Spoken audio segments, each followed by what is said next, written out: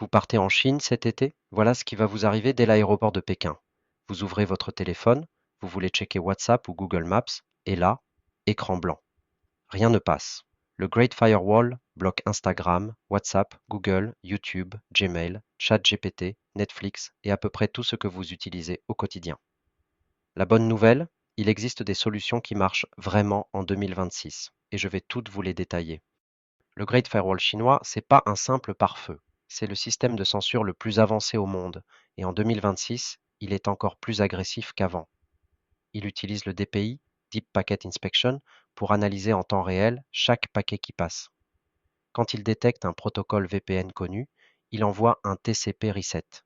Résultat, connexion coupée nette. WireGuard, OpenVPN, IPsec, PPTP, tout est détecté quasi instantanément. Ce sont des protocoles conçus pour la performance et la sécurité, pas pour la furtivité, et leurs signatures réseau sont dans la base de données du firewall depuis des années. Vous lancez NordVPN en OpenVPN standard dans votre chambre d'hôtel à Shanghai, bloqué en moins de 30 secondes. Alors, qu'est-ce qui passe? La réponse tient en un mot, l'obfuscation. Les protocoles qui marchent en Chine sont ceux qui déguisent le trafic VPN en trafic normal. Pour le firewall, votre connexion ressemble à du HTTPS classique, du trafic web banal, alors qu'en réalité, c'est un tunnel chiffré. Les 4 protocoles qui tiennent la route en 2026 sont ShadowSox, V2Ray avec VMS, X-Ray avec VLS et Reality et Trojan. Chacun a ses forces, ses faiblesses et un niveau de furtivité différent. Je vais vous montrer comment les déployer, du plus simple au plus fiable. Première solution, la plus accessible pour commencer, ShadowSox et V2Ray. ShadowSox, c'est un proxy Socket 5 obfusqué créé par un développeur chinois en 2012. Il chiffre le flux et le fait passer pour du HTTPS normal, ce qui le rend beaucoup plus discret qu'un VPN classique. V2Ray, c'est son successeur plus moderne, avec le protocole VMS qui ajoute une couche d'obfuscation supplémentaire et change les patterns de communication pour éviter la détection. Voilà comment l'installer. Première étape, prendre un VPS chez Vultr ou DigitalOcean, en dehors de Chine évidemment. Idéalement Tokyo, Singapour ou Los Angeles pour la latence. Le lien pour avoir 100 $ de crédit gratuit chez Vultr est dans la description. Vous créez un droplet Ubuntu 22.04 minimum, vous copiez l'IP et vous lancez le script d'installation Outline ou le script officiel ShadowSox. En 10 minutes, vous avez un proxy qui fonctionne. Installez le client ShadowSox sur votre téléphone et votre PC avant de partir et testez chez vous depuis la France. Si ça se connecte, vous êtes prêt. Le point faible de ShadowSox, c'est que le firewall s'améliore. En 2026, il commence à détecter les signatures ShadowSox basiques via une analyse comportementale. Ça passe encore la plupart du temps, mais c'est plus garanti à 100%. Deuxième solution, et c'est la plus fiable en 2026, X-Ray avec VLS et Reality. Accrochez-vous, c'est technique, mais c'est le Graal de l'anti-censure. X-Ray est un fork de V2Ray, optimisé pour la furtivité. VLS, c'est une version allégée de VMS sans chiffrement intégré. Le chiffrement est délégué à TLS, ce qui rend le protocole encore plus difficile à identifier. Et là où ça devient génial, c'est Reality. Reality, c'est une technique qui vole l'empreinte TLS d'un vrai site web existant, par défaut Microsoft.com, pour faire croire au firewall que votre connexion va sur le site de Microsoft. Concrètement, quand le Great Firewall inspecte vos paquets avec son DPI, il voit une connexion TLS vers Microsoft.com. Il voit un certificat valide, un comportement légitime, rien de suspect. Sauf qu'en dessous, VLSS transporte votre vrai trafic. C'est du SNI spoofing. Le Server Name Indication, qui dit normalement à quel site vous voulez vous connecter, est remplacé par Microsoft.com. Le firewall ne peut pas bloquer Microsoft.com, ce serait bloquer tout accès à Microsoft en Chine, ce qui paralyserait l'économie.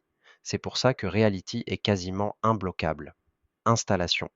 Vous prenez un VPS propre, vous installez Xrecord via le script officiel ou via le panneau XUI. Si vous voulez une interface web, vous configurez VLS avec Reality en entrant comme destination Microsoft.com et vous générez les clés. Sur votre client, Ventura ING sur Android, Ventura X ou Clash sur iOS, Ventura N sur Windows, vous importez la config et vous vous connectez. C'est plus long à mettre en place que ShadowSocks. Comptez 30 minutes si vous êtes technique, mais une fois que c'est fait, ça tient. Troisième famille de solutions, Trojan et les VPN commerciaux avec obfuscation. Trojan est un protocole qui pousse l'idée de reality encore plus loin. Au lieu de juste usurper le SNI, il fait tourner un vrai serveur web qui répond à de vraies requêtes HTTP. Pour le firewall, vous visitez juste un site web. Sauf que quand vous envoyez le bon mot de passe dans l'entête HTTP, le serveur bascule en mode proxy. C'est diablement efficace, mais un peu plus lourd à configurer que X-Ray plus Reality. Côté VPN commerciaux, soyons clairs, la plupart ne passent pas en Chine, point. Mais il y a deux exceptions. ExpressVPN a développé Lightway, un protocole propriétaire qui gère bien la censure via des serveurs obfusqués. Leur infrastructure est solide et ils mettent à jour leur méthode d'obfuscation régulièrement. NordVPN propose aussi des serveurs dits obfuscated, qui utilisent le protocole OpenVPN déguisé en trafic HTTPS. Mais attention, je les ai testés et ce n'est pas fiable à 100%. Certains jours ça passe, d'autres jours non. Si vous avez absolument besoin d'un accès stable pour le travail à distance depuis la Chine par exemple, ne comptez pas uniquement sur un VPN commercial. Prenez-les en backup, mais votre solution principale doit être du DIY avec V2Ray ou X-Ray. Le lien ExpressVPN avec 3 mois offerts est en description si vous voulez tester. Avant de conclure, 4 conseils essentiels que j'aurais aimé connaître avant mon premier voyage en Chine. Conseil numéro 1, testez tout avant de partir. Installez vos clients sur votre PC et votre téléphone. Connectez-vous depuis la France, vérifiez que tout fonctionne. En Chine, vous n'aurez pas accès à Google pour chercher une solution si ça plante. Conseil numéro 2, ayez toujours un plan B et un plan C.